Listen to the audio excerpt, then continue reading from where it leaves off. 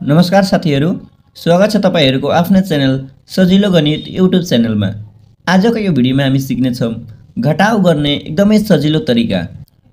तपाईहरू हेर्न सक्नुहुन्छ यहाँ चारवटा प्रश्नहरू दिएको छ। यो चारवटा प्रश्नहरूलाई एकदमै सजिलो तरिकाले घटाउन सिकाउने छु। त्यही भएर आजको यो भिडियो लास्टसम्म हेरिदिनु होला। ल सबभन्दा पहिला हामी प्रश्न नम्बर 1 बाट सुरु गर्छौँ। घटाउ गर्दा सबभन्दा पहिला के बुझ्नुपर्छ भने जहिले पनि हामीलाई दायाँ साइडबाट बायाँ साइडमा घटाउँदै जाने, दायाँ साइडबाट सुरु गर्ने, बायाँ साइडबाट अन्त गर्ने हैन। जस्तै यो 8 बाट 5 पहिला घटाउने, त्यसपछि 6 बाट 4 घटाउने, यो दायाँ साइडबाट जाने। ल अब हामी प्रश्न नम्बर 1 को हल गर्छौँ। हो सबभन्दा पहिला हामीलाई 8 बाट 5 घटाउने, दायाँ साइडबाट बायाँ साइडमा जाने, त्यही भएर 8 बाट 5 घटाउने। ल अब 8 बाट 5 कसरी घटाउने? 8 बाट 5 घटाउन सबभन्दा पहिला हामीलाई यो 8 दिएको छ, त्यही भएर 8 वटा लाइन खिच्ने। 1 2 3 4 5 6 7 8 8 वटा लाइन भइसक्यो। ल अब 8 वटा लाइन भइसक्यो अनि घटाउनु कति छ? 8 बाट 5 घटाउनु छ।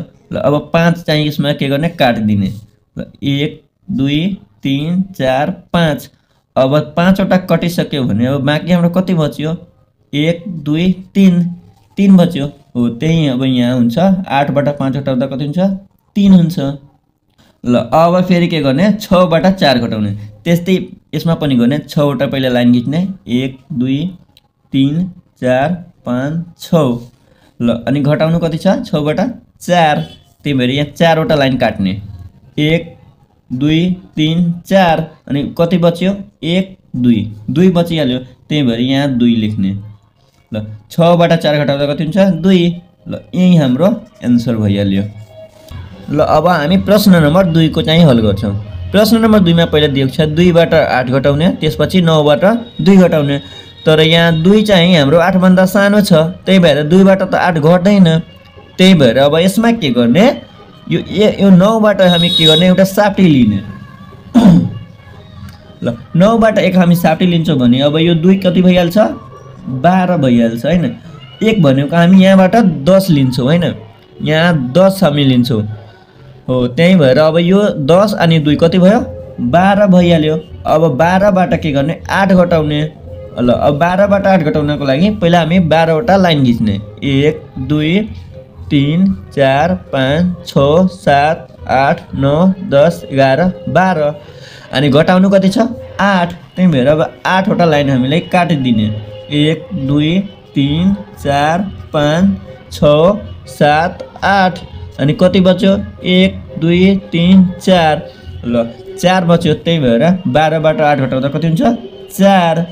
ल अब यसबाट हामी एउटा साप्टी लिइसकेको छौँ, त्यही भएर अब यो कति हुन्छ? 8 भइहाल्छ। अनि 8 बाट 2 घटाउँदा कति हुन्छ?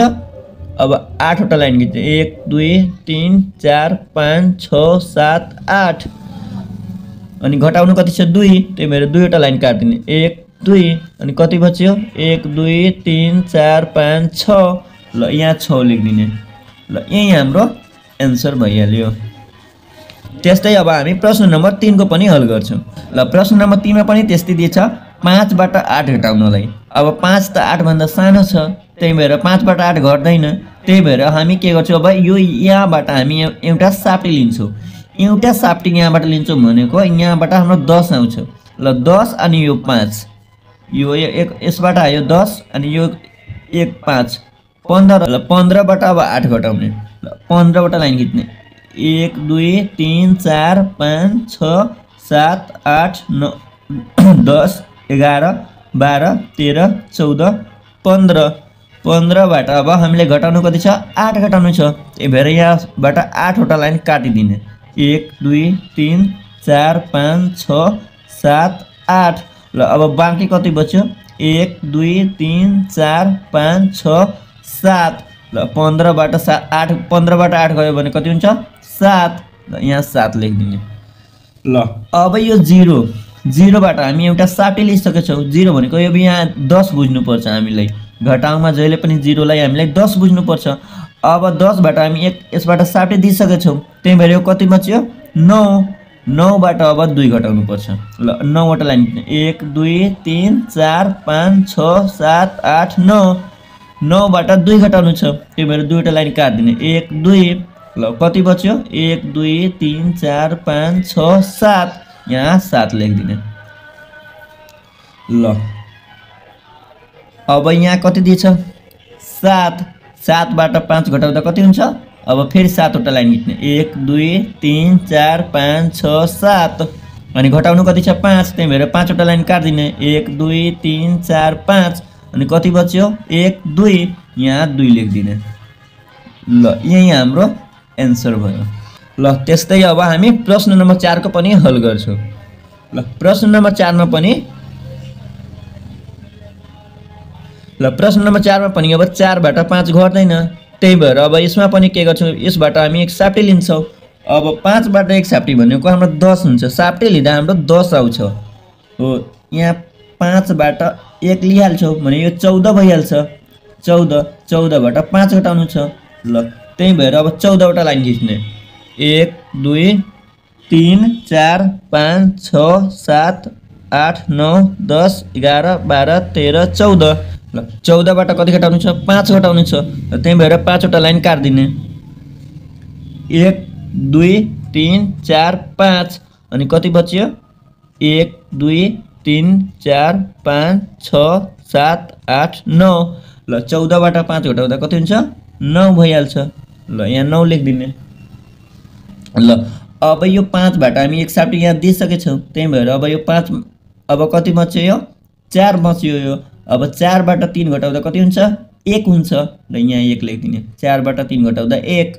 ल अब यहाँ 0 बाट 4 घटाउने। अब 0 बाट त 4 घट्दैन, किनभने 4 भन्दा सानो छ 0 0, त्यही भएर अब यसमा पनि के गर्ने, अब यो 8 बाट एउटा साप्टी लिने यसमा। अब यसबाट एक साप्टी लिँदाखेरि यो भइहाल्छ के 10 भइहाल्छ, किनभने जहिले पनि हामी साप्टी लिँदा 10 आउँछ। ल त्यही भएर अब 10 अनि 0 जोड्दा 10 नै हुन्छ, त्यही भएर अब 10 भयो। 10 बाट अब 4 घटाउने। ल 10 बाट 4 घटाउँदा अब यहाँ 10 वटा फेरि लाइन खिच्ने। 1 2 3 4 5 6 7 8 9 10, अनि घटाउनु कति छ 4, त्यही भएर अब 4 वटा लाइन काट्दिने। 1 2 3 4, अनि कति बच्यो 1 2 3 4 5 6। ल यहाँ 6 लेखिदिने। 10 बाट 4 गयो भने 6। ल अब यसबाट हामी एक साप्टी दिइसकेछौँ, त्यही भएर अब यो 7 बच्यो। 7 बाट 5 घटाउँदा कति हुन्छ 2। ल यहाँ 2 लेखिदिने। यही हाम्रो एन्सर भइहाल्यो। ल साथीहरू, तपाईहरूलाई घटाउ गर्न एकदमै सजिलो तरिकाले सिकाइदिएको छु।